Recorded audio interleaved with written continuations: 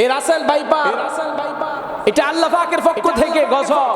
বাংলার জমিনে বিভিন্ন অঞ্চলে এই সাপটি দেখা যাচ্ছে বর্তমান সোশ্যাল মিডিয়ায়, ফেসবুকে তো আপনারা দেখছেন। এটা রব্বে কারিমের পক্ষ থেকে গজব। আমি আর আপনি যখন রব থেকে অনেক দূরে চলে যাব, গুনাহে সয়লাব হয়ে যাব। রাসেল ভাইপার এটা আল্লাহর গজব। এটা আল্লাহর গজব ছাড়া আর কিছু নাই। এটা মানুষকে দেখলে দৌড়ে যায়, মানুষকে সবল মারতে যায়। কারণ আমার আল্লাহ পাক রব্বুল আলামিন দুনিয়ার জিন্দেগিতে, দুনিয়ার শুরু থেকে এই পর্যন্ত আল্লাহ বহু নবীর উম্মতদেরকে আল্লাহ বিভিন্ন ভাবে আযাব দিয়েছেন। আল্লাহ কখনো পঙ্গপাল দেয়া জমিন নষ্ট করে দিয়েছে। আল্লাহ পাক রব্বুল আলামিন কখনো আসমান থেকে পাথরের বৃষ্টি দিয়া ধ্বংস করে দিয়েছেন। আল্লাহ পাক রব্বুল আলামিন কখনো ব্যাঙ দিয়ে আযাব দিয়েছেন। আল্লাহ পাক রব্বুল আলামিন কখনো জমিনটারে উল্টাইয়া দিয়েছেন।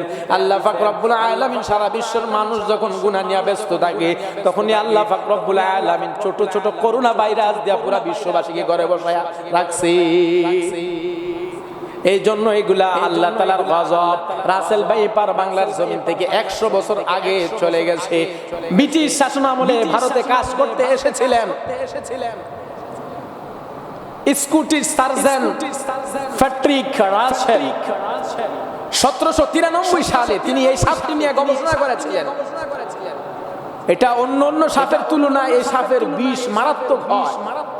আল্লাহ আমাদের সবাইরে, বাংলার জমিনের মুসলমানদেরকে আল্লাহ তাআলা এবং কৃষিক ভাইদেরকে আল্লাহ তাআলা যেন হেফাজত করে।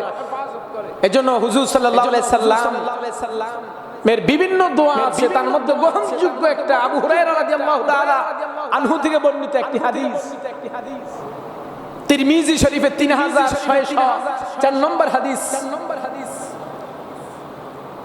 নবীজি বলেন কেউ যদি তিনবার, হযরত আবু হুরায়রা থেকে বর্ণিত, নবীজি বলেন কেউ যদি তিনবার এই দোয়াটা রাত্র উপনীত হওয়ার পরে আউযু বিকালিমাতিল্লাহি তাম্মাতি মিন শাররি মা খালাক, ওই রাত্র বিপজ্জনক রাসেল ভাইপার থেকে মুক্তি পাওয়া যাবে যে এই আমলটা করে। শুধু যে রাসেল ভাইপার থেকে এরকম আরো বিষাক্ত অনেক পোকা আছে বাংলার জমিনে, আভ্যন্তরীণে অনেক বিষাক্ত বিষাক্ত পোকা আছে। এই রাসেল ভাইপার এটা আল্লাহ পাকের পক্ষ থেকে গজব। বাংলার জমিনে বিভিন্ন অঞ্চলে এই সাপটি দেখা যাচ্ছে বর্তমান সোশ্যাল মিডিয়ায়, ফেসবুকে তো আপনারা দেখছেন। এটা রব্বে কারিমের পক্ষ থেকে গজব। আমি আর আপনি যখন রব থেকে অনেক দূরে চলে যাব, গুনাহে সয়লাব হয়ে যাব।